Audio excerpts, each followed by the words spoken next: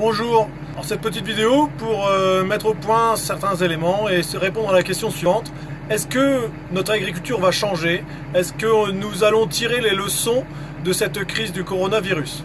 France Grande Culture et la coordination rurale auraient de quoi se réjouir de voir que, enfin, 30 ans après, on reprend nos propres slogans. Sortir l'agriculture de l'Organisation mondiale du commerce. Allons vers plus d'autonomie, allons vers une agriculture souveraine. Mais j'ai de gros doutes sur la possibilité que cela se fasse.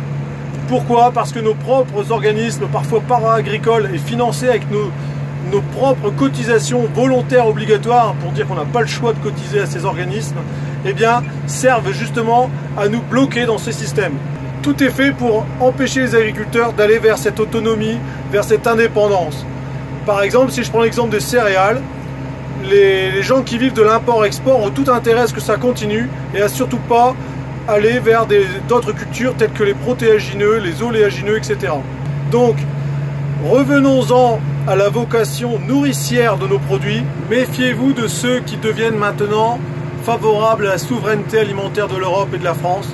Méfiez-vous-en, car ce sont les mêmes qui étaient favorables à la vocation exportatrice, qui nous a fait tellement de mal dans nos prix, tellement de mal avec des prix non rémunérateurs pour les agriculteurs, tellement de mal avec la baisse importante du nombre d'exploitants. À la coordination rurale, nous nous battons depuis toujours pour des prix rémunérateurs. Nous nous battons aussi pour avoir une agriculture régulée et qui ne dépende pas des cours mondiaux. Cela est indispensable.